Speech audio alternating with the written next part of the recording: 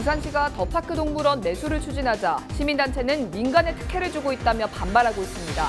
의무 매수 협약에 대해 의회 동의를 받지 않은 부분도 논란이 되고 있습니다. 지난 2002년 평생학습 도시로 지정된 해운대구가 지역 카페와 빵집을 배움터로 활용 중입니다. 인문학과 클래식, IT까지 다양한 분야에 걸쳐 주민들을 위한 평생학습 강좌가 운영되고 있습니다.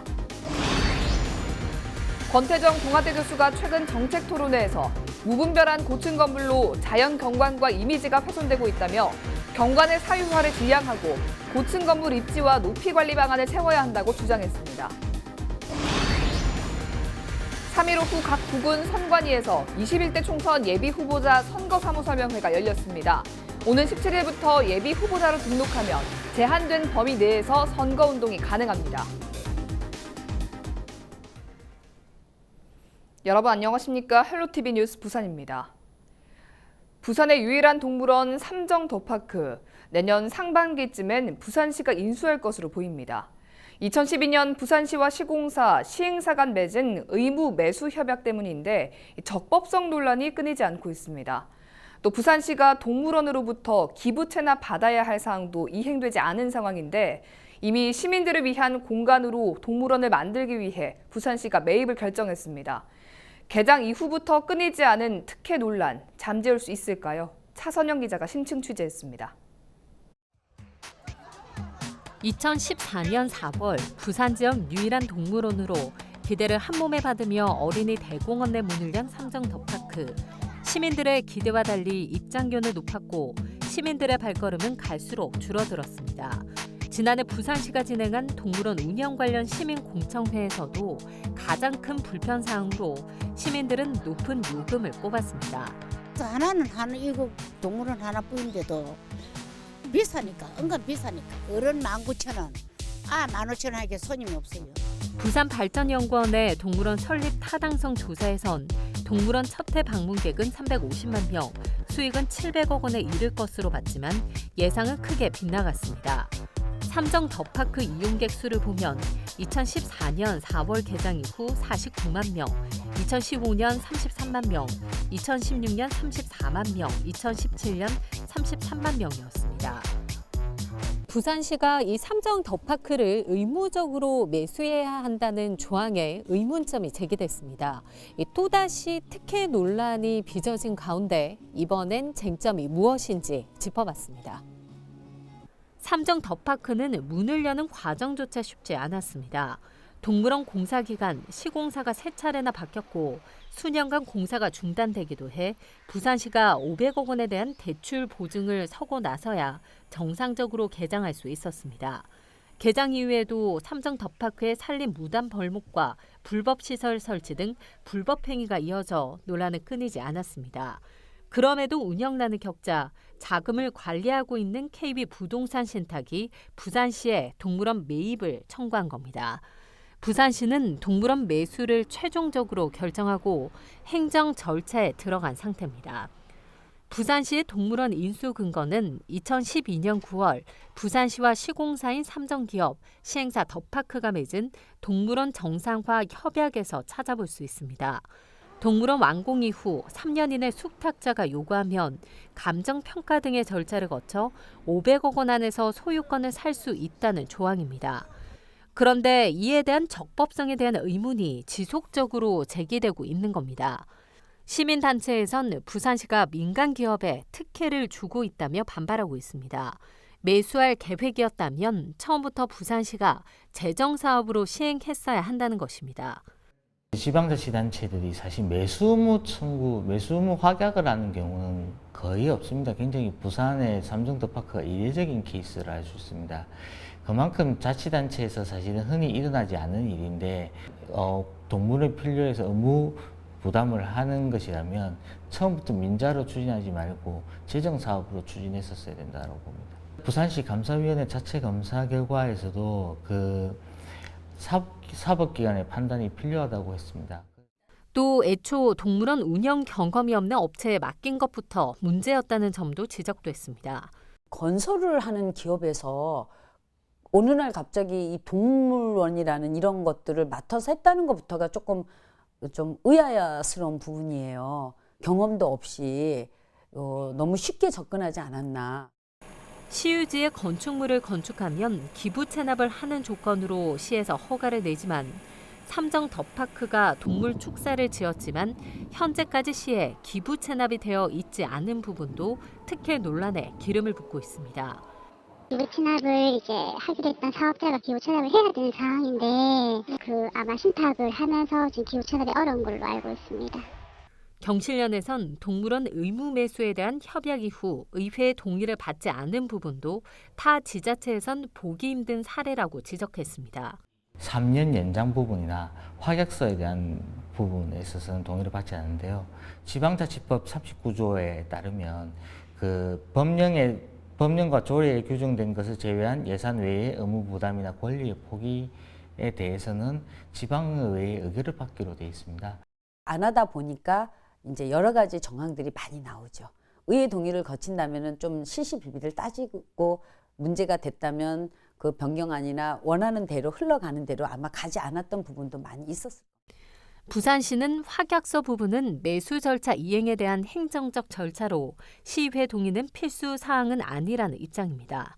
매입을 어떻게 할 것인가에 대해서 이제 시장님이 이제 매수 청구자한테 이렇게 합약을 하는 사항인 거지 별도로 그 사항은 아니에요. 예산 의무 부담이 이미 발생을 했고. 부산시는 이러한 여러 논란에도 내년 4월 삼정 더파크를 인수받아 본격적인 매수 절차에 돌입할 것으로 보입니다. 지금이라도 부산시가 그 특혜라는 말, 삼정을 봐줬다, 뭐 이런 말에서 벗어나려면은 감정평가 받을 때 감정평가에 있어서만큼은 정확해야 된다는 거죠. 정확하게 그 감정평가액을 낸다면은 그 부분에 대해서 좀이라도 특혜 의혹은 아마 좀 가시지 않을까. 첫 단추부터 잘못 깬 삼정 더파크, 시민들을 위한 문화 공간으로 만들겠다며 이미 동물원 매수를 일찌감치 결정한 부산시.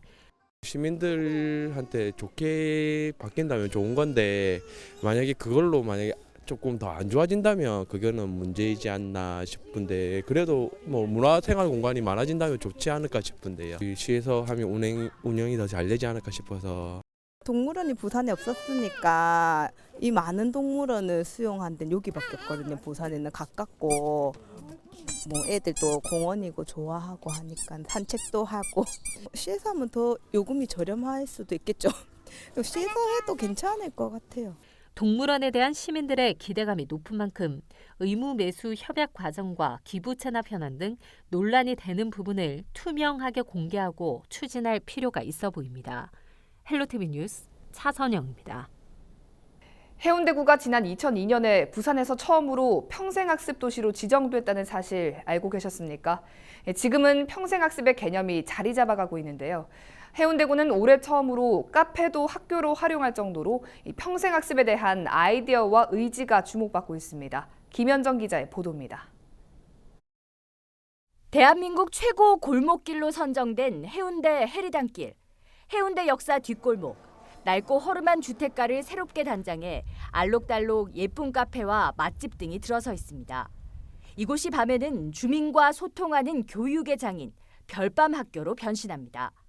가게의 특성에 맞춰 과목도 다양합니다. 클래식 공연을 보며 음악과 나라에 대해 공부하고 바리스타와 함께하는 커피 수업, 케이크와 디저트 만들기 등 109개 강좌에 달합니다. 올해 처음으로 시작된 별밤 학교에 12개의 가게와 1,700여 명의 주민이 참여했습니다. 직접 이렇게 살롱이라는 공간에서 주민들을 만나면서 연주도 해보고 강의도 해보니까 피드백이 바로바로 와서 되게 즐거웠고요. 또 특별하게 이렇게 주민들과 함께하는 평생학습이어가지고 더 즐거웠던 것 같아요. 해운대구의 톡톡 튀는 평생학습 프로그램은 이뿐만이 아닙니다. 베이비 부머 4565 슈퍼중년을 위한 해운대 원더풀 미래대학은 관내 대학과 연계해 취업과 창업, 인생 재설계 등의 특색 있는 프로그램으로 큰 호응을 얻었습니다.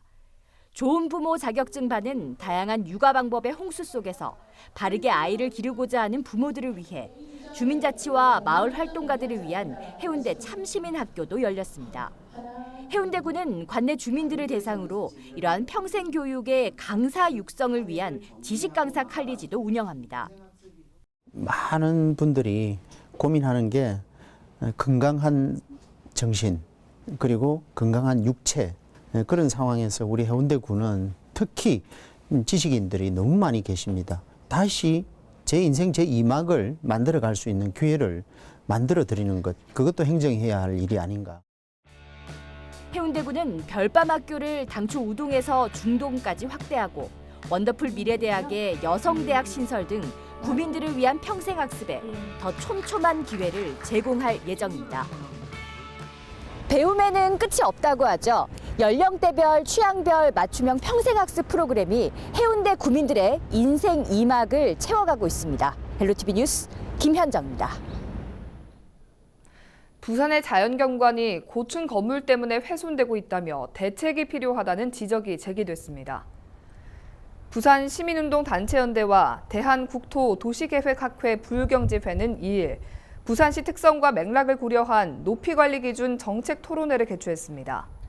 이날 발제에 나선 권태정 동아대 교수는 무분별한 고층 건물로 자연경관과 이미지가 훼손되고 있다며 구군별 자율적인 높이 규정 적용과 건축법 인센티브를 고려하지 않은 데 따른 최고 높이 초과 건축 등을 원인으로 꼽았습니다.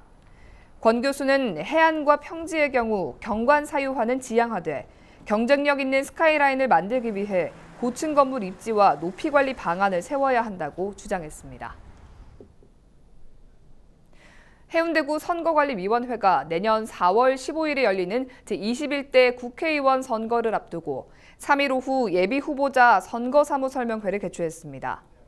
이날 설명회에서는 입후보 예정자와 선거사무 관계자들을 대상으로 예비후보 등록 절차, 선거운동 방법과 제한, 금지 규정, 정치자금 사무 등에 대한 안내가 이뤄졌습니다. 국회의원 선거 입후보 예정자는 2019년 12월 17일부터 예비후보자 등록을 할 수 있습니다. 예비후보자 등록 후 할 수 있는 선거운동 방법으로 선거사무소 설치 및 선거운동용 명함을 제작하여 공개된 장소에서 배부할 수 있으며 선거운동을 위한 어깨띠 및 표지미를 착용하거나 예비후보자 홍보물을 발송하는 등 제한된 범위 내에서 선거운동을 할 수 있습니다. 다음 소식입니다. 부산에서 올겨울 첫 얼음이 관측됐습니다. 기상청은 3일 부산 대부분 지역의 아침 최저 기온이 영하권을 기록하면서 첫얼음과 첫서리가 관측됐다고 밝혔습니다. 얼음 관측일은 지난해보다 나흘 빠르고 평년보다는 14일 늦은 수준입니다. 아침 최저 기온이 가장 낮았던 곳은 금정구로 영하 3도를 기록했고 해운대구 영하 2도, 부산 진구 영하 1.1도 등으로 뒤를 이었습니다. 구포역 철길 인근 도로 한복판에 주차장이 들어섰습니다. 차량 통행도 힘들고 보행자 안전까지 위협하고 있다고 하는데요.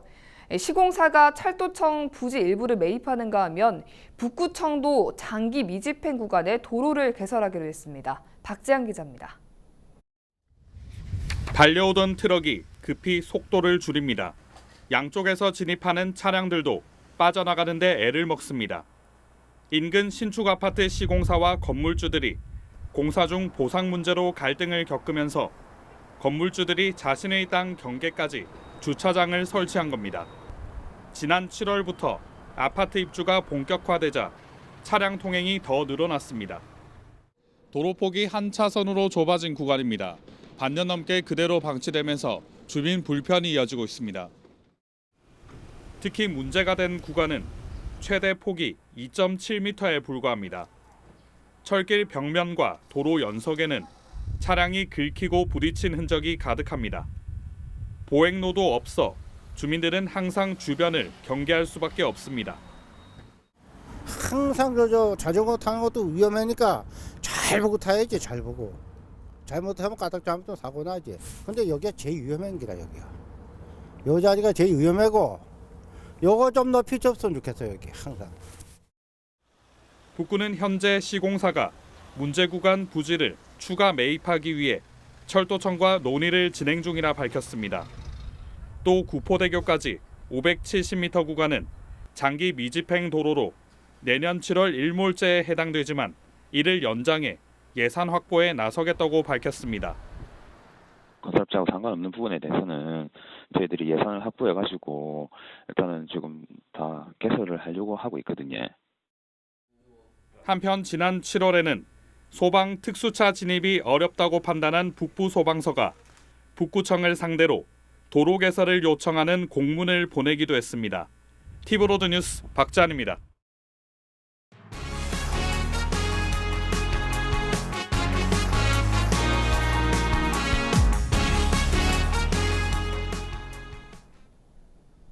사구가 내년이면 신평동 제2청사 시대를 열게 됩니다. 침체됐던 신평 장림 산업단지 주변 일대가 새로운 활력을 찾을 것이란 기대입니다. 김윤정 기자입니다. 부산교통공사 신평 분소동 바로 인근에 위치한 신평동 사구 제2청사가 모습을 드러냈습니다. 내년 1월 준공을 목표로 90% 공정률을 보이며 막바지 공사가 한창입니다. 총 335억 원이 투입된 사구 제2청사는 지하 2층, 지상 6층 규모, 보건소와 복지 여성 관련 부서와 건강가정지원센터 등 보건복지 행정 서비스를 원스톱으로 제공합니다. 구청 외곽 지역에 흩어져 있던 복지 4개 부서가 이곳으로 이전하면서 행정복지타운으로서의 역할을 하게 됩니다.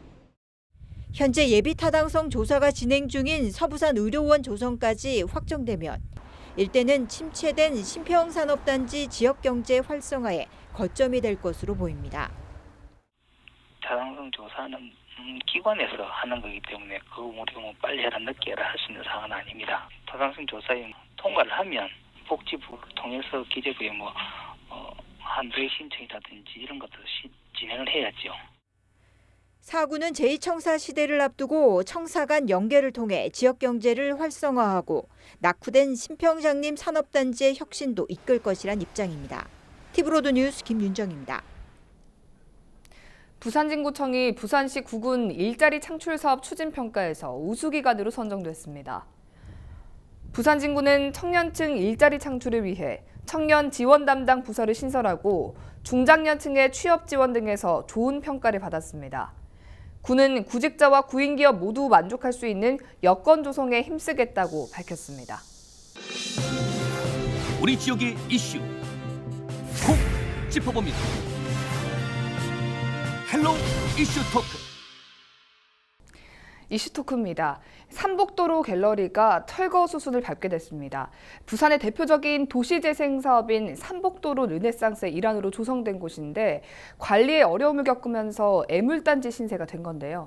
오늘 이슈토크에서는 부산에서 진행된 도시재생 실태와 앞으로의 과제에 대해서 이야기 나눠보도록 하겠습니다. 부산발전시민재단의 변상준 사무총장, 부산복지개발원 홍재봉 팀장과 함께합니다. 안녕하십니까? 네, 반갑습니다. 사실 원도심이 살아야 그 도시가 산다라고 해서 전국적으로 모든 도시마다 이 도시재생 사업을 굉장히 열띠게 펼치고 있습니다. 부산 같은 경우에도 굉장히 활발하게 펼치고 있는데요. 처음 취지와 좀 달리 활용이 되면서 좀 도시재생의 난항을 겪고 있다, 이런 이야기가 있는데 일단 도시재생이 시행된 부산의 다른 곳들은 상황이 좀 어떻습니까?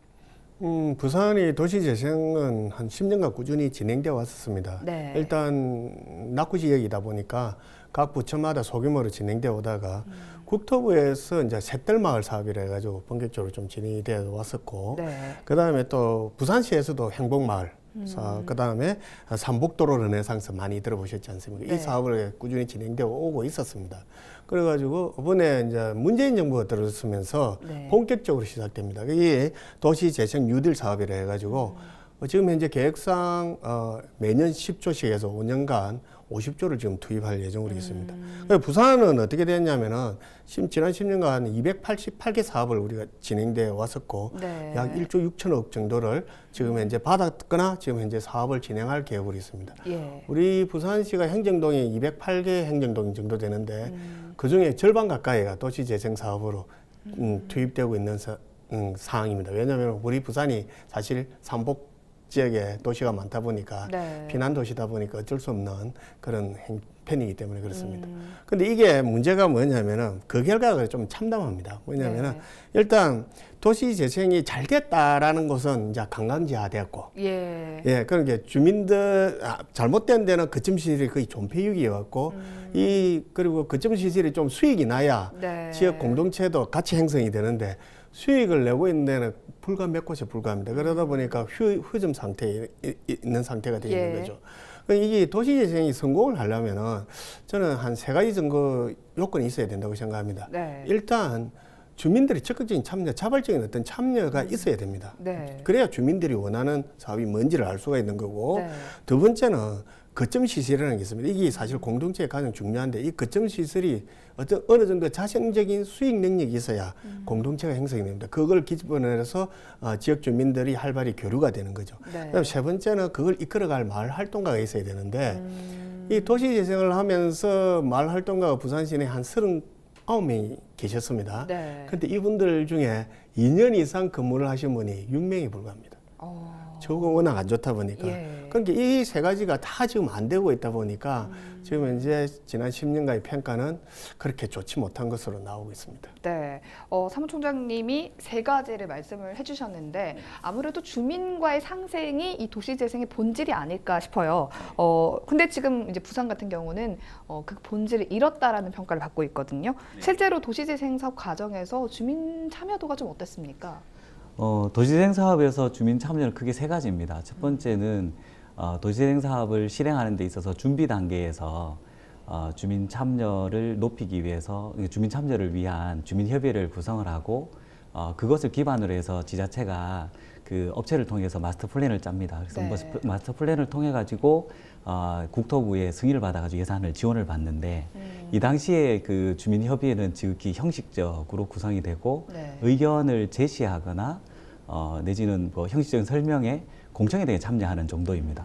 그러고 나서 사업이 선정이 되고 나면 실제로 그 주민들의 참여를 통해 가지고 협의회가 가동이 되는데 이 당시에 주민협의회는 그 초창기에는 주민협의회가 도시재생 사업을 명확하게 이해하는 경우들이 좀 드물고 도시재생 그 도시재생 대학 이런 걸 통해 가지고 실제적인 사업의 내용들을 알게 되는데 그때 의견을 제시하면 이미 만들어진 계획이 변경되는 경우들이 드뭅니다. 그렇기 때문에 실질적인 참여가 좀 제한돼 있고 세 번째는 앞서 활동가 얘기를 하셨는데 실제로 이제 그 활동가들을 통해 가지고 활동이 진행이 되면서 주민들 참여도가 서서히 올라가지만 실제 주민들이 주도적으로 나설 때쯤이면 이 사업 기간이 종료가 되고 활동가가 이 지역을 빠져나가고 사실 이런 상황이 반복되다 보니까 초창기에는 형식적으로 참여하고 실질적으로 참여하려니까 역할이 제한되어 있고 세 번째는 꾸준히 지속적으로 하려고 하니 지원 체계가 부족한 이런 형태로 이 도시재생 사업이 좀 진행되고 있습니다.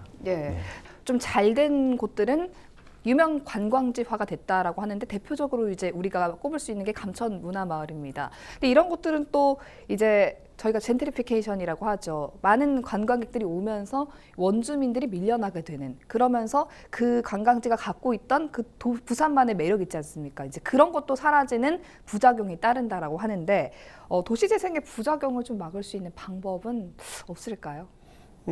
감천 문화마을 같은 경우에는 2008년도 시작되기 전에 인구가 한 3천여 명이었습니다. 3천 명이 좀 넘었는데 그러다가 지난 10년간 작년에 보니까 거의 1,000명 가량이 줄어들어가 2,000명 정도밖에 없는 거죠. 줄어들어요. 인구가 줄어드는 거죠.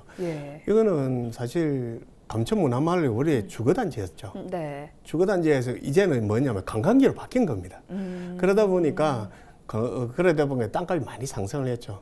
최초에 하기 전에 78만 원 정도에 평당하던 게 지금 한 800만 원까지 올라갔다고 하니까 굉장히 많이 올라갔습니다. 그렇게 되면은 그 만약에 임대료나 거기 사는 세외에 사시는 분들이 못 살아서 나오는 경우가 있을 겁니다. 그게 젠트리피케이션을 해서 그 문제점을 지적하고 있지만은 사실 이거에 대한 정확하게 젠트리피케이션에 대한 우리가 지금 조사를 안 한 거예요. 왜냐면 이사를 왜 나가는지 우리가 흔히 이사를 간다는 경우도 이유가 많지 않습니까? 왜냐하면은 좀 더 나은 주거 환경을 위해서 아니면은 좀 더 나은 그 애들 교육 환경을 위해서 이런 주거 환경이 많습니다. 그런데 단순히 인구가 줄어들었다고 해서 이거는 그냥 젠트리피케이션에서 임대료를 못 내서 나간다는 식으로 말을 하면은 또 다른 정책의 실패를 가져올 가능성이 굉장히 높습니다. 그래서 좀 더 면밀하게 이분들이 왜 나가는지 사실 거기는 감천문화마을은 좀 특성이 있습니다. 어떤 원래 종교적인 어떤 문제에서 만들어진 마을입니다. 그럼 그것도 아니서 떠날 수도 있고 원래 주거단지였는데 관광지가 됨으로 해서 주거 환경이 맞지 않았기 때문에 떠나는, 네. 자발적으로 떠나는 경우도 있고, 그리고 자기의 지가가 워낙 상승을 했기 때문에 더 좋은 주거 환경을 찾아서 떠났을 경우도 있는 겁니다. 그래서 예. 이런 경우에 대한 면밀한 기초 조사 자료 분석을 통해서 네. 과연 젠트리피케이션이 일어나느냐부터 분석을 해봐야 됩니다.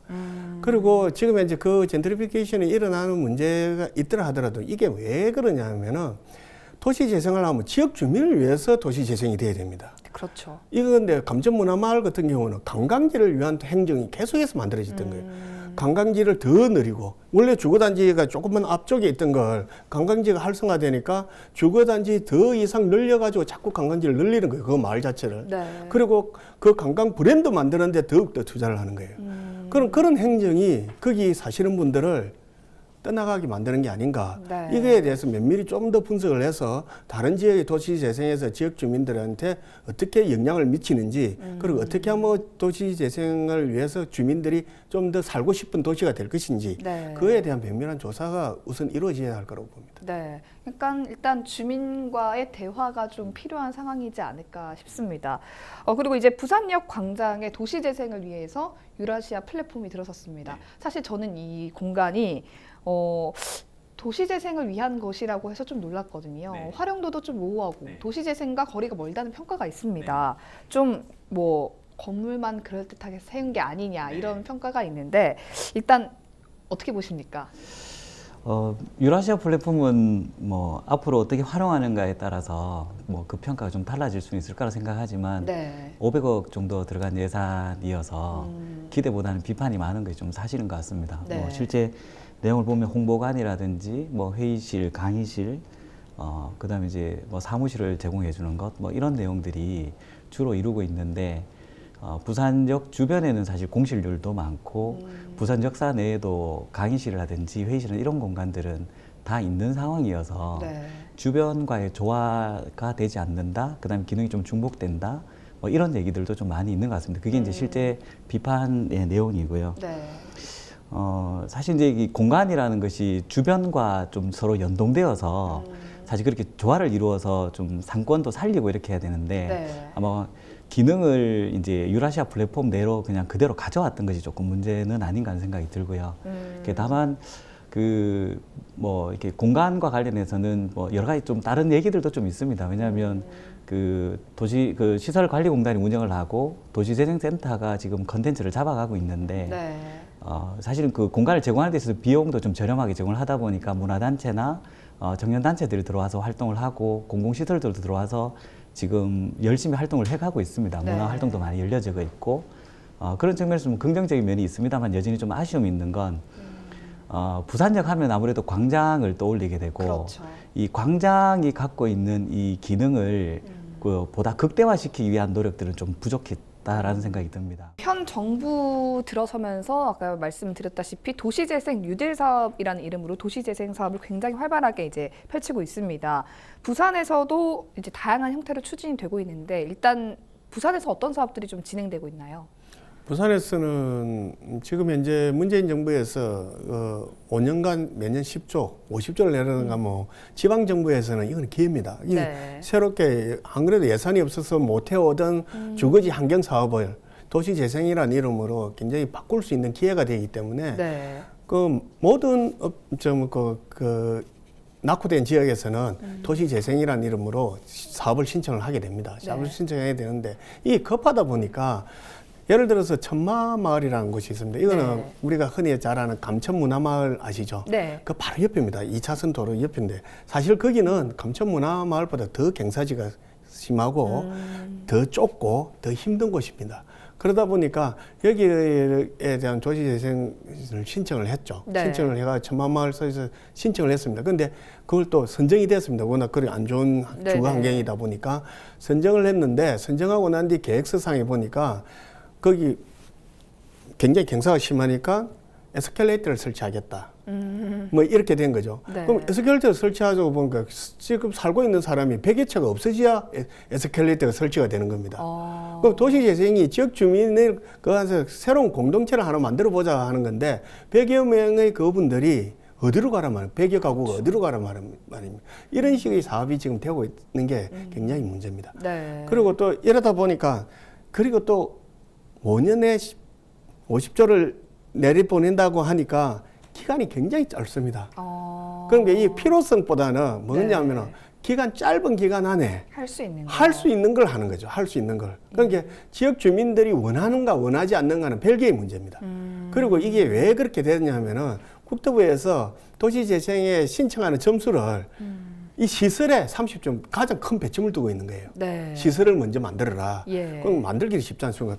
드러내고 그냥 건물 지으면 되니까. 그러니까 이게 조금 전에 말씀했듯이 제대로 운영이 안 되면 그냥 방치되는 그런 사태가 오고 있는 거죠. 지금 현재 그렇게 되다 보니까 지금 우리가 이 도시재생에 부산 중앙정부 의지하는 건 할 수 없지만 부산시 입장에서도 조금 생각을 해봐야 되는 게 예산 따내기 경쟁보다 지자체들끼리 예산 네. 따내기 경쟁보다 지금 현 시점에서 부산 지역에 사시는 지역 주민들이 필요한 도시재생이 뭐냐에 대해서 한 번쯤 고민을 하고 그 필요성에 따라서 전략적으로 좀 접근할 필요가 있지 않을까. 과연 지역 주민들이 원하는 게 뭐냐. 네. 그걸 보고 거기에 맞는 사업들을 조금 만들어 나가야 되지 않을까 하는 생각이 듭니다. 좀 전에 아까 사무총장님께서 도시재생하면 3가지가 중요하다라고 예. 말씀을 하셨는데 첫 번째가 주민과의 참여라고 말씀하셨는데 그것보다 거점 시설에 좀 중점을 둔 형태로 그렇죠. 부산은 가고 예. 있는 것 같아서 예. 좀 안타깝습니다. 지금까지 진행된 이제 부산의 도시재생 결과를 보면 성공적이라기보다는 좀 미흡하다라는 평가가 많습니다. 사실 도시재생이라는 것 자체가 좀 길게 보고 가야 되기 때문에 좀 이른 평가다라고 할 수는 있겠지만 이때까지 진행된 도시재생 정책에 대해서 팀장님께서는 어떻게 보십니까? 도시재생의 성공이라고 하면 사실 지역 주민들이 얼마나 역량이 강화되었고 그리고 이를 기반으로 해서 지역 변화에 그 주체로 스스로 나서는가. 네. 예, 사실 이게 굉장히 중요하다고 생각을 하지만 실제 도시재생의 성공 여부는 얼마나 많은 사람들이 이 지역에 방문을 했고 네. 그리고 수익이 얼마나 났고 그리고 그 수익이 지역 공동체를 운영하고 거점 시설을 이렇게 이제 유지할 만큼의 수익이 나느냐 이 부분으로 평가를 많이 했던 것 같습니다. 네. 그러다 보니까 이런 그 수익을 따지다 보니까 주민에게 혜택이 되고 정말 주민이 필요한 사업들을 수행하기보다는 수익 모델을 추구하게 되었던 거죠. 네. 근데 이제 수익 모델은 주민들이 생산하고 외부인이 와서 소비하는 구조를 가지다 보니까 외부인이 와서 이걸 소비하지 않으면 이게 거점 시설은 제대로 운영될 수 없는 한계를, 구조적 한계를 사실 갖고 있습니다. 예. 그래서 주민의 역량을 키운다라든지 지역 주민들이 스스로 자기 문제를 우리 힘으로 해보자라는 주체로 나서는 건 현실적으로는 어려웠었고요. 이제 수익이 많이 났다는 것을 성공적으로 본다라는 것만으로 이제 기준을 삼는 것은 문제가 있습니다. 그다음 네. 두 번째는 추진 방식에 문제 있습니다. 추진 방식은 앞서 말씀드린 것처럼 충분한 의견 수렴이 이루어져야 되고 지역적인 어떤 필요에 따라서 사업이 펼쳐져야 되는데 네. 일단 사업을 따오기 위해 가지고 먼저 계획을 세워놓고 그 계획에 주민들이 활동하도록 맞춰놓은 이 프레임들이 문제를 가지는 거고요. 그리고 세 번째는 이 도시재생 사업은 국토부에서 추진을 하지만 그 행정안전부나 문화관광부 사실 이런 곳에서도 다양한 사업들을 펼쳐가고 있습니다. 그런데 이 사업들이 들어올 때마다 그 주민들의 참여가 부족을 하니까 이 사업에 참여했던 사람이 저 사업에도 참여하고 이 중복 참여가 이루어지는 가운데 그 각 부서에서 또 요구되어지는 평가 기준은 또 다르기 때문에 이제 이것을 하나로 좀 컨트롤할 체계가 필요한데 그렇지는 못하는 것 같고요. 그런 문제로 인해서 실제로 지역에서는 오히려 그 도시재생을 통해서 주민들의 역량을 키우고 공동체성을 키운다 하지만 오히려 주민들을 갈라놓는 현상까지도 만들어내고 있기 때문에 이것을 종합적으로 좀 잘 이렇게 관리하고 네. 연결할 수 있는 체계를 개발하는 것이 시급하다고 할 수 있겠습니다. 네, 사실 부산 같은 경우는 그 도시의 특성상 산복도로가 있고 이렇기 때문에 좀 많은 지역의 도시 재생에 해당이 되지 않습니까? 그래서 이런 갈등이 없게 하려면 진짜로 좀 컨트롤 타워가 필요하겠다라는 생각을 해봤습니다. 마지막으로 앞으로 진행될 도시재생 사업이 좀 진정한 의미에서 도시재생이 될 수 있도록 하려면 어떤 과제가 필요하다고 보십니까? 앞서 말씀하신 3가지 조건은 반드시 충족이 돼야 된다는 걸 다시 한번 말씀드리고 네. 그리고 마을을 만드는데 좀 관광을 만들겠다는 생각보다는 네. 그 지역 주민이 머물고 싶은 마을을 만들어야 됩니다. 그 지역 주민이 내가 이 마을을 떠나지 않고 네. 머무고 싶다라는 생각이 들 수 있는 마을이 어떤 마을인가에 대한 마을 사람들 간의 어떤 소통이 있었고 그에 맞춰서 재생 사업이 진행되어야지 네. 단순히 외부 사람들이 마요하게 감천문화 마을이 잘못됐다는 건 아니지만 그 하나의 모델이죠. 그렇죠. 그 모델이 성공했다고 해서 전 지역에 있는 모든 마을들을 그 마을처럼 만들어 버린다 그러면 아무런 특색이 없는 도시 재생이 되는 겁니다. 네. 그 지역 주민이 원하는 마을, 머물고 싶은 마을이 뭔지를 대해서 지역 주민 간의 소통부터 먼저 이루고 난 뒤 그 다음에 사업이 진행돼야 되지 않을까 저는 그렇게 생각합니다. 네, 팀장님께서는 어떻게 보십니까? 네, 그 좋은 말씀을 또 앞에서 다 해주셨기 때문에 아마 사례를 잠깐 얘기를 하면 네. 아까 감천문화마을 같은 경우가 금년에 감정초등학교가 폐교가 됐거든요. 실제로 그 사하구에서 주민자치 프로그램으로 네. 이것을 이제 이 문제를 다루기 위해서 예산을 따로 신청을 했는데 네. 그 상황을 직면하면서 과연 도시재생 사업에 감천문화마을에 그 많은 예산이 들어갔는데 이 돈은 도대체 어디에 쓰여졌나.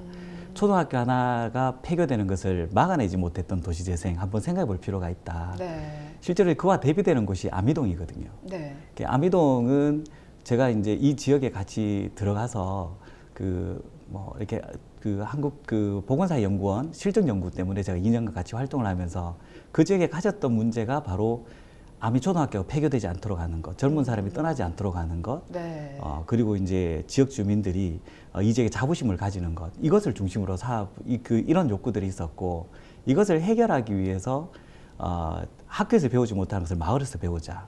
그리고 아이들과 함께 어우러지는 그 지역을 만들어 보자. 사실 이렇게 해서 청소년 마을 학교를 만들었고 네. 그게 핵심적인 프로그램이 청소년 기획단 연로였습니다. 이 사업을 통해서 청소년들이 그 도시 재생의 주체로 나서게 되었고 실제로 저희가 금년에 모니터링을 해보니까 아미동에 대한 자부심 그리고 마을을 떠나지 않겠다라는 사실 이제 이게 인식의 변화, 네. 도시재생 사업에 대한 인식 변화가 실제로 이런 변화들을 이끌어왔는데 도시재생 사업이 진정한 의미로 가기 위해서는 앞서 우리가 얘기했던 것처럼 정말 지역 주민들이 필요로 하고 그들이 살기 좋은 지역으로 만들어가기 위한 네. 그 판단을 주민을 중심에 둔다면 진정한 의미가 이루어지지 않을까 하는 생각이 듭니다. 네, 그야말로 관광지화를 만들 것이 아니라 지금 살고 있는 주민들이 떠나지 않도록 하는 것이 진정한 도시재생의 미래가 아닐까 싶습니다. 오늘 이슈토크는 여기까지 하도록 하겠습니다. 두 분 함께해 주셔서 고맙습니다. 네, 감사합니다. 우리 지역 인사동정입니다. 정미영 금정구청장은 오전 9시 남광 종합사회복지관 노인복지 성과 보고에 나섭니다. 최영욱 동구청장은 오후 4시 30분 새마을문구 평화나눔 소통 콘서트에 참석합니다.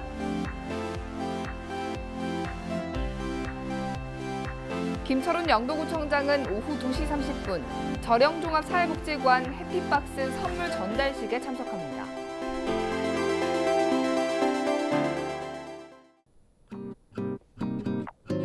(12월 4일) 기상정보입니다. 4일 수요일 부산 맑은 가운데 아침 최저기온 4도, 낮 최고기온 12도 보이겠습니다. 체감온도가 낮아 춥겠으니 건강관리에 유의하시기 바랍니다. 전국 날씨입니다. 전국이 가끔 구름 많은 가운데 충청 지역에는 눈발이 날리겠고요. 강원 영서와 경북 북부에서 새벽에 눈 또는 비가 오겠습니다. 바다 날씨입니다. 해상 맑은 가운데 바다의 물결 0.5에서 1.5m로 비교적 잔잔하게 일겠습니다. 주간 날씨입니다. 당분간은 비 소식이 없겠고요. 금요일 기온이 큰 폭으로 떨어지겠습니다.